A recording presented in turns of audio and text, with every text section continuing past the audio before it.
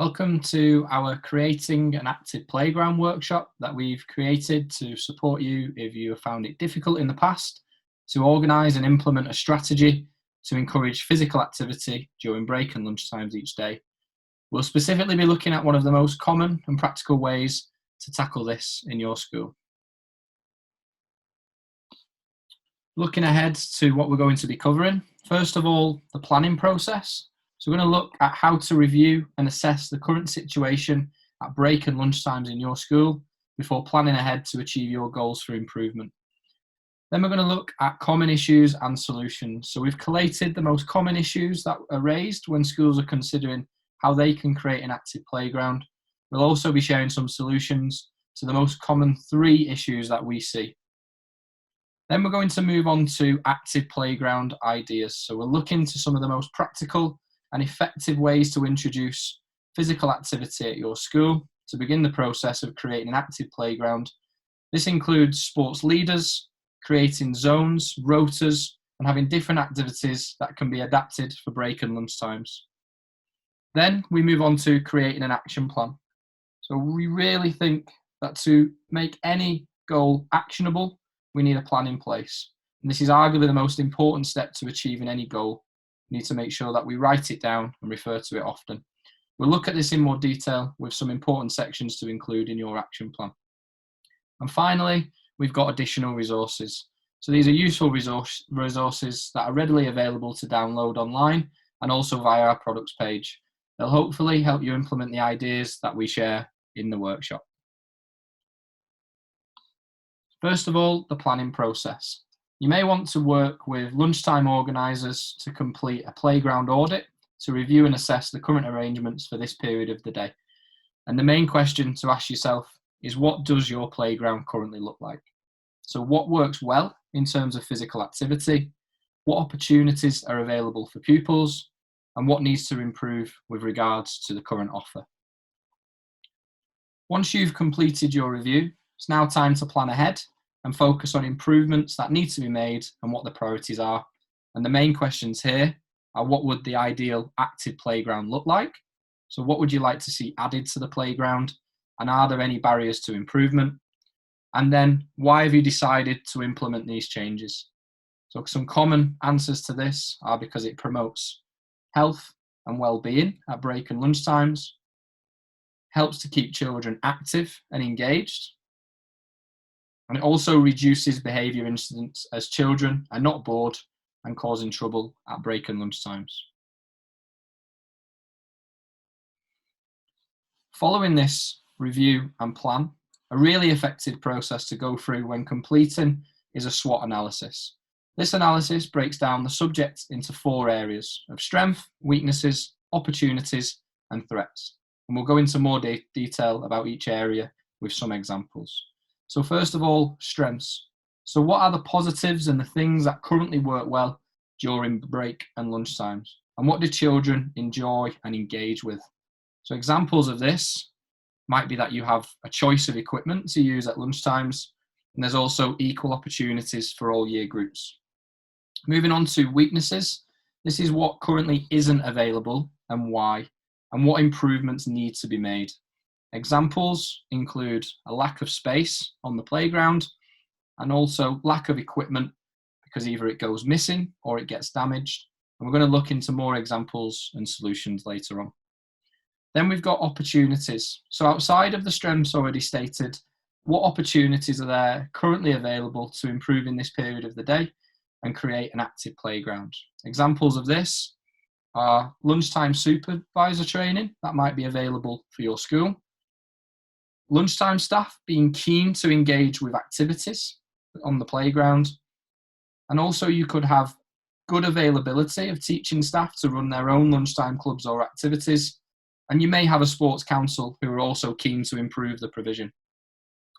Finally, we have threats. So again, aside from the weaknesses already mentioned, what specific barriers are there stopping you from implementing changes and improving the quality of break and lunch times to make them more active and engaging? Examples of this one include lack of funding for equipment, the fact that the budget may have already been used, lack of equipment due to it going missing or being damaged again, and also busy staff timetables which restrict their availability to run clubs and activities at lunchtime. There are also common issues and concerns that are raised most often when we ask the question of how we can introduce and implement physical activity at break and lunch times. We're going to go through a list of the most common issues that we find now. So the first one being our playground is in a poor state of repair.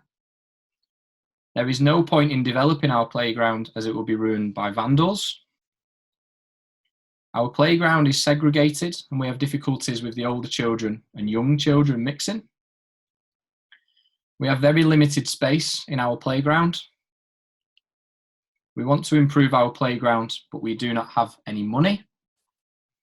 When we lend out equipment, it either disappears or gets damaged. And most of the playground is taken up by boys playing football. We've selected 3 of the most common from this list to explore so we can hopefully offer some ideas and solutions to get beyond those specific barriers.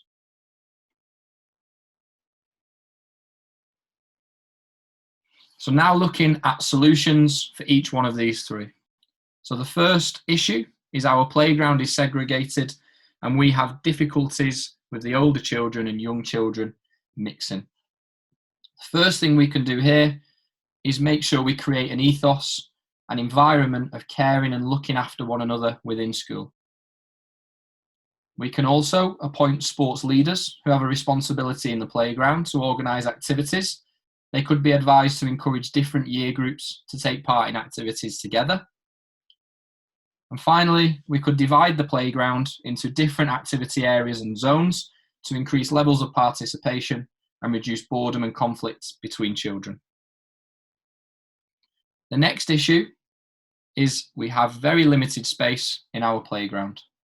The first solution is to create a rota for children to play different activities on different days of the week. This will help to avoid an activity being dominated by one year group, and it also encourages children to try new activities each day. We could also try small-sided versions of traditional sports such as basketball, hockey, dodgeball, and also draw up a rota to allow year groups priority access or sole use of these areas on certain days. This will ensure every year group has equal playing opportunities, whilst also freeing up some space elsewhere in the playground for children who choose not to take part. And finally, we can assign older children as sports leaders again to manage and officiate the zones when younger year groups are participating. And the final issue we're going to look at is when we lend out equipment, it either disappears or gets damaged. First solution is ask your sports leaders to create a set of playground rules about the use of equipment with sanctions if equipment is damaged, and also they could host a whole school assembly to explain the new rules and expectations to the rest of the children.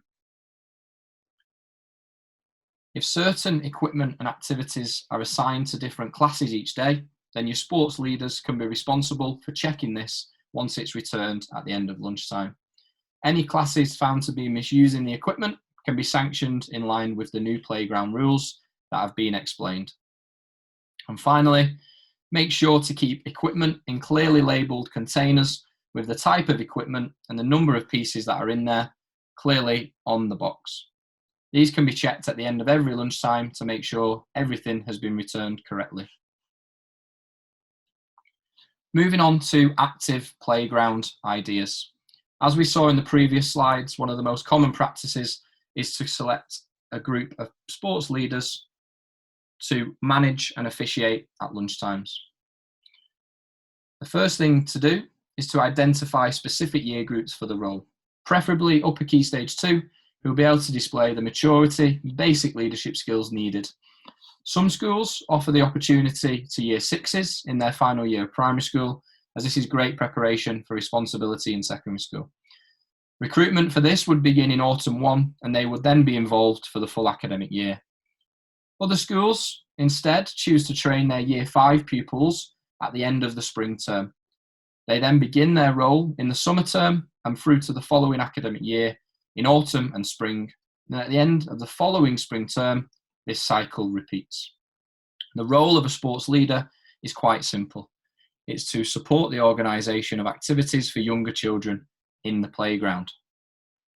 The tasks that they will be responsible for are to discuss activities with lunchtime supervisors, to encourage pupils to participate in activities, to support the safe use of resources and equipment, whilst providing help and guidance to younger pupils, and also to collect feedback through pupil surveys and feedback forms.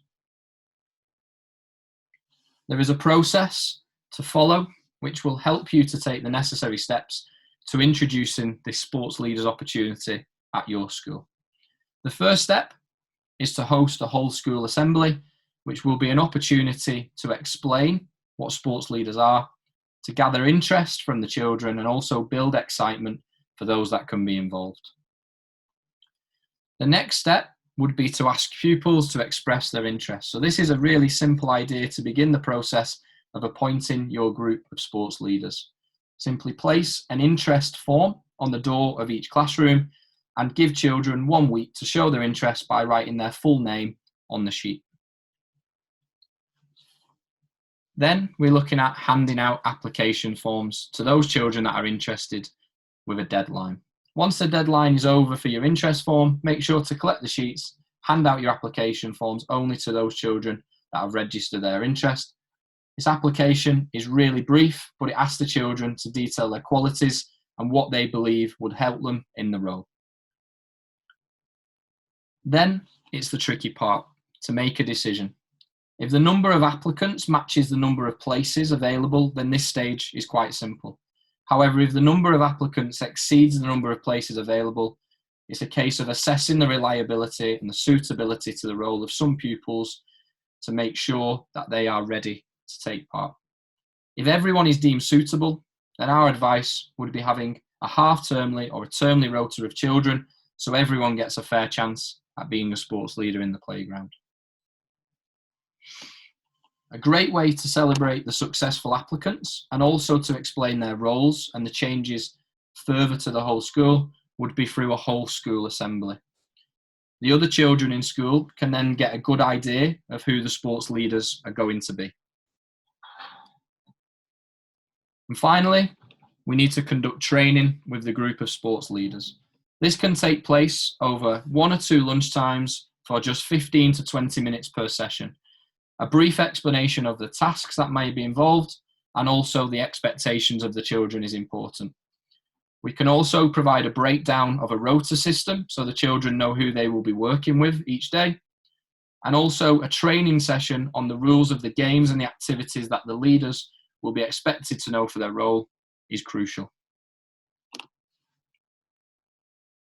In addition to the introduction of the sports leaders, from our experience, the addition of zones, a rota, and specific activities for different year groups is the most effective way to create an active playground at your school. The group of sports leaders you have selected also needs something to organise, support, and lead. Otherwise, the whole process of setting this up may be a wasted task. First of all, we have the zones. So the sports listed here can be adapted to suit the equipment and the space that you have on your playground.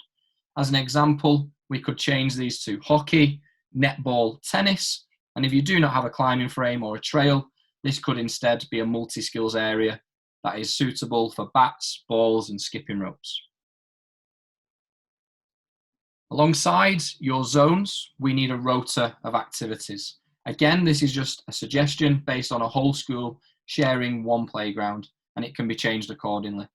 We've decided to place year 1 and 2 together in this instance, as from experience, we expect that less Key Stage 1 children will consistently be engaged by a fixed sporting activity each week. And finally, it's important to put a playground plan in place. This is an example of a playground layout detailing different areas of the playground that would be available for specific sporting activities. As you can see, this playground is split into 2 areas of upper and lower playground, and there's still ample space for general activities, including ball games over at the hoops, general play near zone 3, and there's also space for a quiet zone and a reading area. All three examples provided here are also great visual reminders for children and staff around school. Print them off, place them in key locations, including classrooms, on playground doors, and also on your sports displays. Some schools also decide to laminate smaller versions of these to hand out to lunchtime staff so that they always have the information to hand should they need it.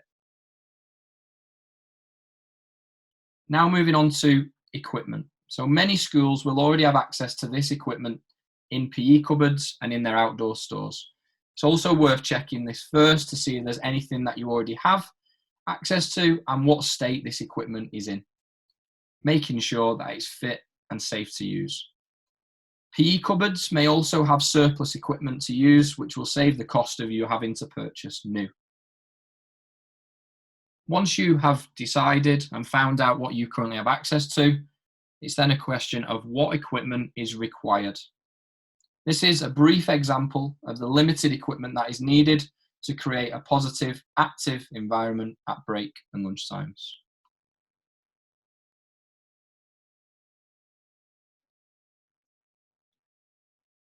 To round off the workshop, it's important to remember that the first step to creating an active playground, as with any other major changes or goals, is to create a specific action plan. We need to keep this simple by detailing our goals. So these need to be tailored to your school as much as possible. An example might be to create a happy, positive, and active playground, or to provide physical activity to all year groups in school during this period of the day. Then we need to decide how, when, and who is going to help you achieve this goal. So what specific things do you need to complete in order to achieve your goal? When do you want it to be completed by? And who is going to be involved in this process?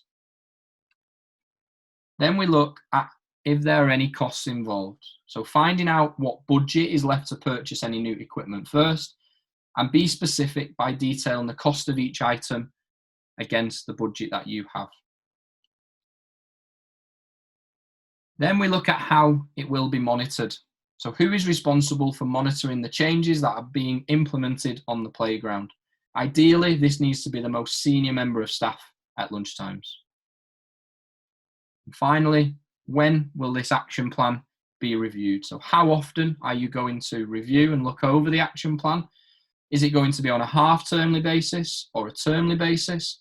And are you able to host review meetings with your lunchtime supervisors and your sports leaders to get their opinion as well? And finally, we have the additional resources. The additional resources listed below can all be found in our Ultimate PE Leader Pack, which is available to purchase via the product page of our website. First of all, we have the Active Playground Audit for staff and children. This is a simple questionnaire that is completed by lunchtime supervisors and pupils in schools that will provide a valuable insight into what happens out on the playground. And we also have sports leader application forms included too. So once you have a lot of children that are interested in becoming a sports leader, this template can be used to distribute to those children as the next step in the process. The application form gives pupils an opportunity to promote their qualities for the role. Thank you for joining the workshop. I hope you found the content useful. If you have any questions in relation to what has been shared, or you would like some advice with resources or products, then please feel free to contact a member of our team.